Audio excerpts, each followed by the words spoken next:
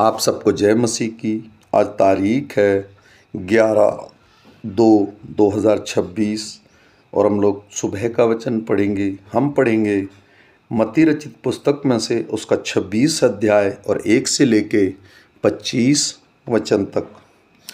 जब यीशु ये सब बातें कह चुका तो अपने चेलों से कहने लगा, तुम जानते हो कि 2 दिन के बाद फसह का पर्व है और मनुष्य का पुत्र क्रूस पर चढ़ाए जाने के लिए पकड़वाया जाएगा। तब प्रधान याजक और प्रजा के पुरानिए काइफा नामक महायाजक के आंगन में इकट्ठा हुए और आपस में विचार करने लगे कि यीशु को छल से पकड़कर मार डालें, परंतु वे कहते थे, पर्व के समय नहीं, कहीं ऐसा ना हो कि लोग में बलवा मच जाए। जब यीशु बैतनिय्याह में शमौन कोढ़ी के घर में था तो एक स्त्री संगमरमर के पात्र में बहुमूल्य इत्र लेकर उसके पास आई और जब वह भोजन करने बैठा था तो उसके सिर पर उड़ेल दिया। यह देखकर उसके चेले रिसियाए और कहने लगे, इसका क्यों सत्यानाश किया गया?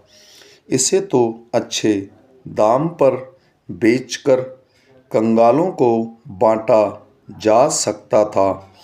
यह जानकर यीशु ने उनसे कहा, स्त्री को क्यों सताते हो? उसने मेरे साथ भलाई की है। कंगाल तो तुम्हारे साथ सदा रहते हैं, परंतु मैं तुम्हारे साथ सदैव न रहूँगा। उसने मेरी देह पर जो यह इत्र उड़ेला है वह मेरे गाड़े जाने के लिए किया है। मैं तुमसे सच कहता हूँ कि सारे जगत में जहाँ कहीं यह सुसमाचार प्रचार किया जाएगा, वहाँ उसके इस काम का वर्णन भी इसके स्मरण में किया जाएगा। तब यहूदा इस्करियोती ने, जो 12 चेलों में से एक था, प्रधान याजकों के पास जाकर कहा, यदि मैं उसे तुम्हारे हाथ पकड़वा दूं तो मुझे क्या दोगे? उन्होंने उसे 30 चांदी के सिक्के तोलकर दे दिए और वह उसी समय से उसे पकड़वाने का अवसर ढूंढने लगा।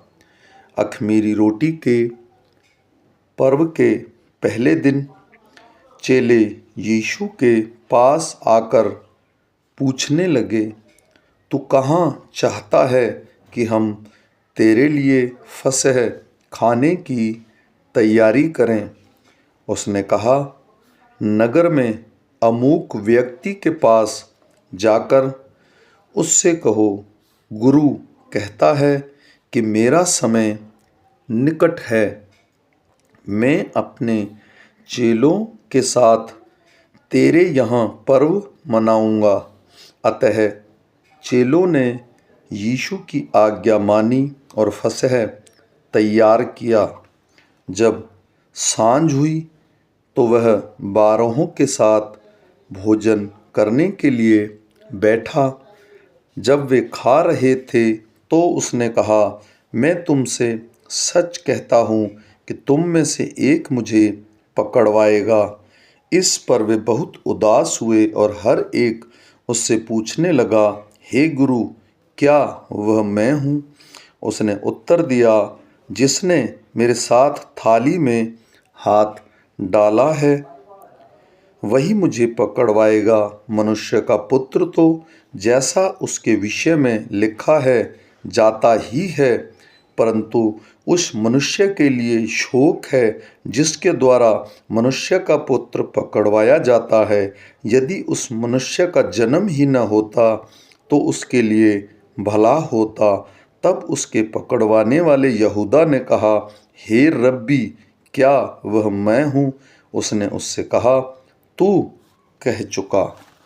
आमीन।